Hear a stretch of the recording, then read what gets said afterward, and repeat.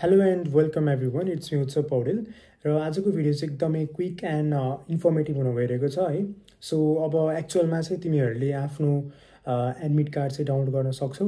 मैले चाहिँ एउटा सानो क्लिप जुनबाट चाहिँ तिमीहरूले कसरी डाउनलोड गर्ने भनेर आइडिया निकाल्छौ भनेर मैले आफ्नो लास्ट इयरको क्लिप चाहिँ यहाँ युज गरिदिएको छु। यो क्लिपमा चाहिँ तिमीहरूले के ध्यान पुर्याउनु पर्छ भन्दा चाहिँ त्यहाँ मुनिका देखाएको यतापट्टि त्यो भ्यू डिटेलको साइडको बक्समा रहेको स्कोरहरू र तिमीहरूको त्यो अरू download score card download priority setting confirmation पेजहरू चाहिँ देखाउँदैन, बिकज त्यो चाहिँ म अब एडमिसन भइसकेको स्टुडेन्ट होइन। त्यही भएर चाहिँ मेरोमा स्कोर पनि देखाइसकेको छ र मेरो कन्फर्मेसन पेज पनि देखाइसकेको छ 2025 को एमएससी एक्जामिनेसनको है त। त्यही भएर तिमीहरूको एमएससी 2026 हो र तिमीहरूकोमा त्यो देखाउँदैन। अहिले एडमिट कार्ड देखाउँछ एक्जामहरू दिइसकेपछि र प्रायोरिटी सेटिङको फर्म भरिसकेपछि र यदि एडमिसन भयो भने त्यो अप्सनहरू पनि देखाउँछ। मेरो चाहिँ एडमिसन हुनुभन्दा पहिलाकै क्लिप मैले सेभ गरिराखेको थिएँ। अहिले तिमीहरूले चाहिँ एक्ज्याक्ट मोमेन्टमा चाहिँ भर्खरै चाहिँ डाउनलोड गर्न नमिल्न सक्छ। भोलि बेलुकासम्म आनन्दले कुरेर हेर्दा हुन्छ। अहिले पढाइमै ध्यान देऊ होइन। जे होस् एकचोटि एडमिट कार्डको बारेमा म क्लिप देखाउँछु अनि अरू कुरा डिटेलली चाहिँ आजको भिडियो अगाडि बढाउँछौँ है त। सो सबभन्दा सुरुमा तिमीले आफ्नो एमएससीको चाहिँ आइडी लगइन गर, त्यसपछि भ्यू डिटेलमा जाऊ। यो चाहिँ लास्ट इयरको क्लिप हो, मैले पहिला नै भनिसकेँ।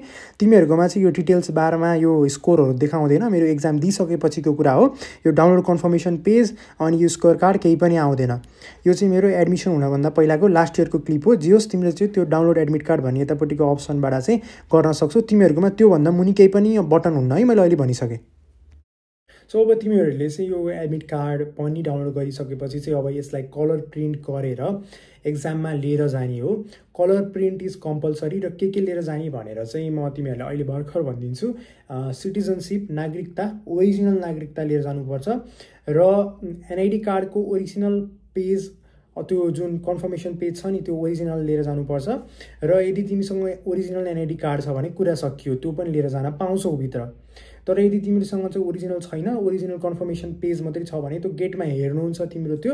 र कतिपय ठाउँमा चाहिँ त्यसलाई तिम्रो त्यतै राख, झोलामा हालेर राख, त्यो पेज चाहिँ नागरिकता ओरिजिनल लिएर जाऊ भनेर छोडिदिनुहुन्छ। मेरो पनि त्यही गर्नुभएको थियो है।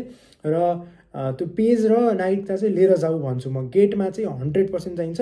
नागरिकता त भित्र पनि चाहिन्छ कम्पलसरी। एक्जामको तिमी जो 3 आवर्स बस्छौ नि, एक्जाम हलभित्र जति 3 आवर्स बस्छौ त्यति भोलि तिमीसँग हातमा नागरिकता हुनुपर्छ। बिचमा एकचोटि तिम्रो यो फिङ्गरको प्रिन्टहरू लिन, ल्याप्चेहरू लिन आउनुहुन्छ। त्यो डिजिटल मेसिनले गर्ने चाहिँ कि एक्जाम अगाडि कि एक्जाम पछाडि हुन्छ। एक्जाम हलको भित्र पनि एउटा तिमीले ल्याप्चे लगाउनुपर्छ। त्यही भएर चाहिँ त्यति बेला तिम्रो नागरिकताको डिटेल्सहरू हेर्नुहुन्छ त्यहाँको टिचरले कति पढे अवस्थामा। त्यही भएर नागरिकताको ओरिजिनल फर्म चाहिँ लिएरै जानुपर्छ र एनआइडीको चाहिँ कन्फर्मेसन पेज भए पनि केही फरक पर्दैन। गेटसम्म चाहिँ त्यो ओरिजिनल कन्फर्मेसन पेज पनि लिएर जाऊ। कन्फर्मेसन पेज चाहिँ भित्र ल्याउन पाउँछौ भन्ने चाहिँ ग्यारेन्टी छैन, त्यो केही फरक पर्दैन। ओरिजिनल नागरिकता भए केही पनि फरक पर्दैन। एडमिट कार्ड चाहिँ एकदम डिटेल रूपमा एकदम क्लियर बुझिने तरिकाले कलर प्रिन्ट आजै गराउँछौ भनेर म भनिदिन्थेँ। तर मेरो के भयो थियो, मेरो कन्डिसनमा भन्दा चाहिँ मेरो चाहिँ सेन्ट जेभियर जाउला खेल थियो सुरुमा होइन। र भोलिपल्ट चाहिँ मेरो सेन्टर फेरि त्यही ठाउँमा चेन्ज भएर अर्को के आइदियो भन्दा सेन्ट जेभियर माइतीघर भनेर आइदियो। मैले चाहिँ फेरि 2-3-4वटा कलर प्रिन्ट त्यो एडमिट कार्ड पाएकै दिनमा गरिदिइसकेको थिएँ। त्यही भएर चाहिँ म तिमीहरूलाई के भन्छु भन्दाखेरि एडमिट कार्ड आज आउँछ होइन, तर तिमीहरू चाहिँ आनन्दले चिलमा बस। यो हेर्दै नहेर, आज भोलि पर्सितिर बल्ल हेर्न थाल। यति गरेपछि तिमीहरूलाई केही फरक पर्दैन। अबको मेन उपाय भनेको चाहिँ एक्जाम एकदमै राम्ररी दिने हो। बेस्ट अफ लक तिमीहरू सबैजनालाई। अब ओएमआर सिटहरूको सबै भिडियोहरू पनि मैले बनाइसकेको छु। नआत्तिकन एक्जाम दिनु बेस्ट हुन्छ।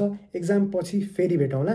बिचमा कतै के तिमीहरूलाई समस्या छ, केहीको अझै तिमीहरूलाई गाइडेन्स अथवा केही चाहिएको छ भने एकचोटि कमेन्ट पनि गर्न सक्छौ। र डिस्क्रिप्सनमा मलाई दिएको त्यो मैले डिफ्रेन्ट कन्ट्याक्ट मेथडहरू दिएको छु, त्योबाट कन्ट्याक्ट पनि गर्न सक्छौ। Best of luck for your examination.